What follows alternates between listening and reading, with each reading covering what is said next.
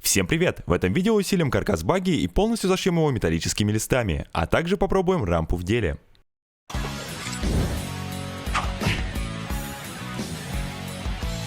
Первое, что нужно сделать перед зашивкой багги листами, это закрепить эти бескамерные колеса в передней части. Они помогут разгрузить переднюю подвеску и выступят в роли ограничителей. Для их крепления приварили еще пару элементов к переднему сплиттеру. Думаю, рампа не так часто будет переворачивать автомобили, так что колеса устанавливаются на весь срок эксплуатации. Ну а если с ними что-то произойдет, можно их спилить и приварить новые.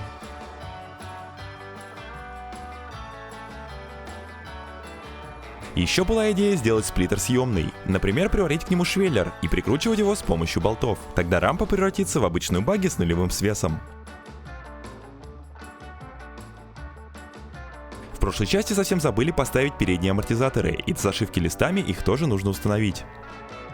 Сложно было найти им место в такой плотной компоновке, и они встали в этом месте между подушками и рычагами.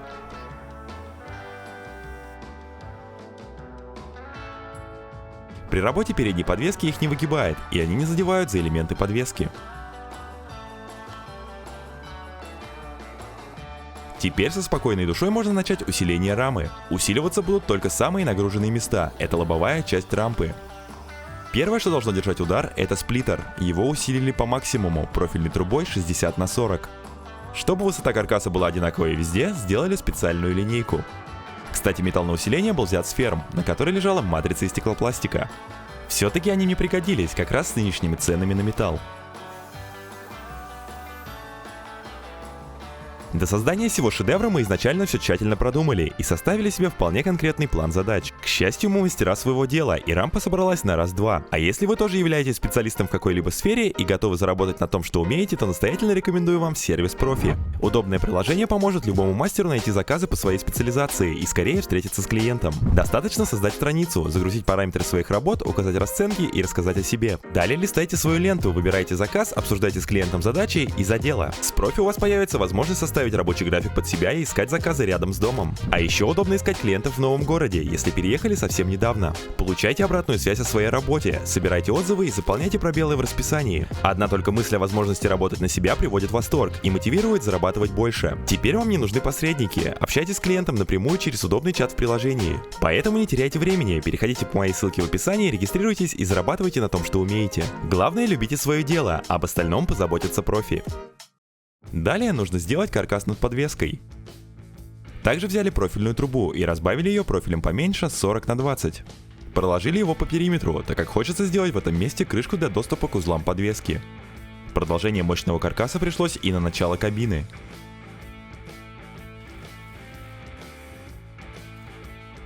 Силовой каркас готов, ушли практически все фермы. Осталось все проварить и переходить к зашивке листами металла. К сплиттеру добавили еще мелких труб, так как сверху будет 2-мм лист металла. Не хотелось, чтобы он при ударе замялся и провис вовнутрь каркаса. Листы для зашивки будут использоваться бэушные, которые также остались от прошлых проектов.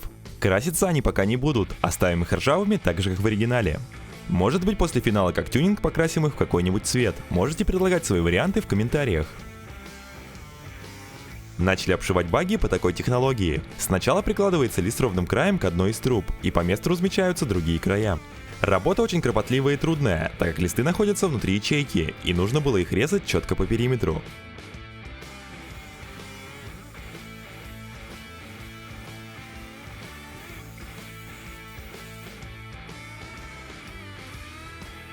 Пока не стали приваривать листы к раме, просто нарезали их и выложили по каркасу.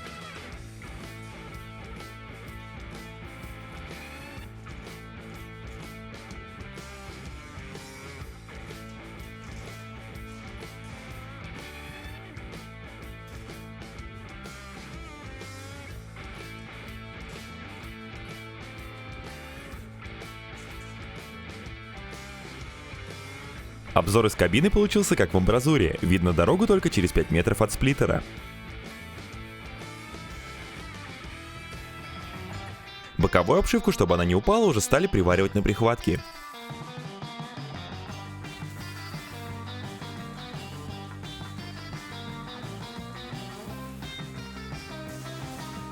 Пришлось перенести на пару сантиметров нижнюю трубу, так как обшивка не даст поворачиваться колесу.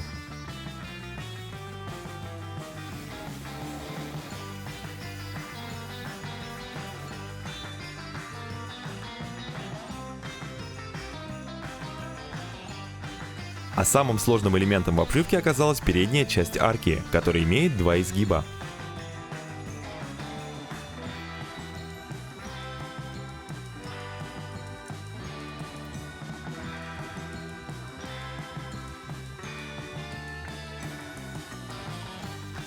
Приходилось приваривать лист и уже по месту рихтовать его по форме арки.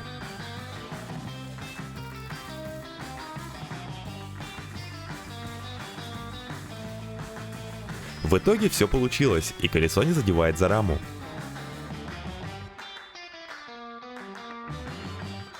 Осталось зашить боковые части сплиттера, и можно прихватывать все ранее напиленные листы.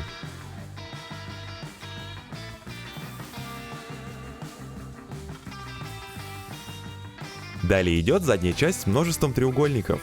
Сначала начали обшивать крылья. Сегменты стали сразу приваривать к раме. Выбрали такой оригинальный способ сварки, все элементы приварили на точке. Чтобы не убирать сварочные швы в углах рамы, убрали углы на сегментах.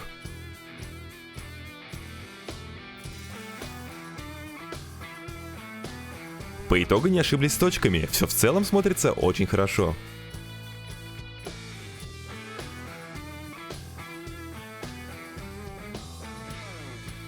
Теперь капот. Перед его установкой перенесли бензобак, так как заливная горловина будет мешать его закрытию. Сначала к раме была приварена планка с петлями, а от нее сварили рамку по периметру отсека и вернули на место ранее отпиленные трубы.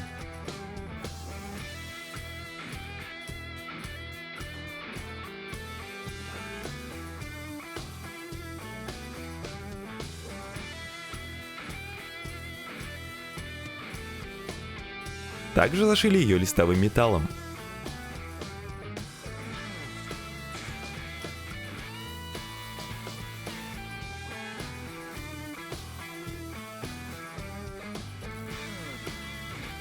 Пока не определились с фиксацией в поднятом положении, но хочется поставить газовые упоры. Кстати, с открытой крышкой получается идеальный трамплин. Фиксироваться крышка будет с помощью ушей, приваренных к раме.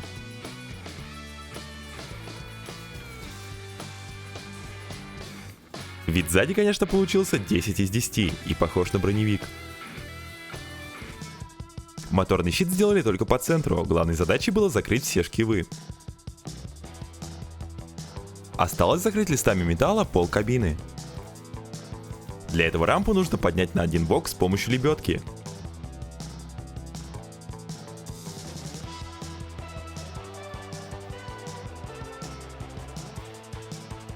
Было страшновато ее поднимать, так как если бы она упала, точно погнула бы все рычаги.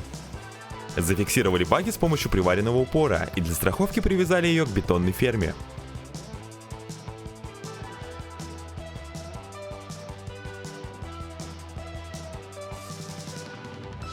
Масло и антифриз не сливали, они так и не потекли. Перед привариванием листов на дно нужно проварить весь металл изнутри, чтобы он не гремел на кочках. Для дна был специально куплен хладнокатанный листовой металл толщиной в 1 мм. Приваривали его к раме тоже на точке.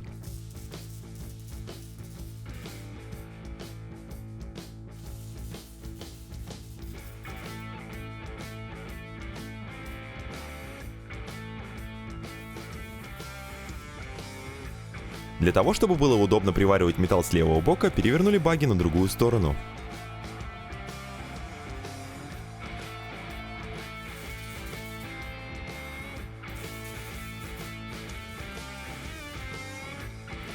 Переднюю часть закрывать не стали, так как это дополнительный вес и закрывать там в принципе нечего.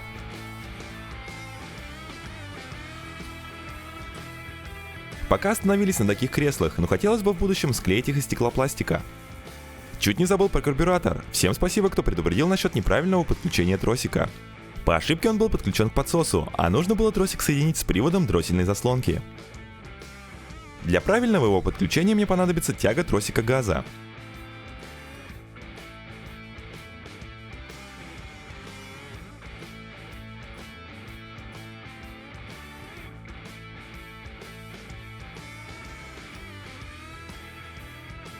Теперь можно выехать из бокса и проверить тягу, и еще металлическую обшивку.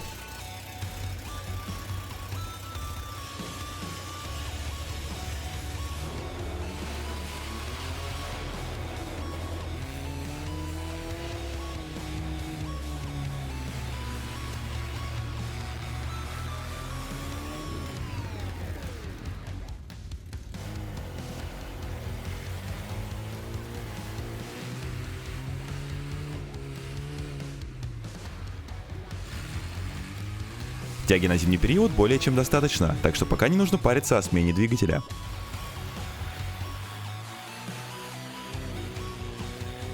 Теперь нужно проверить металлический каркас. Проверять его будем на Оке, с которой я брал двигатель для багги из PUBG.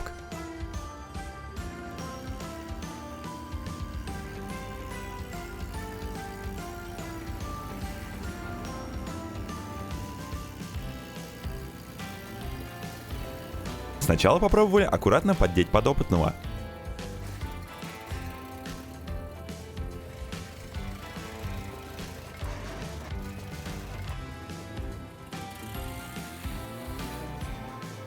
Рампа ее практически не чувствует и катает как бильярдный шар.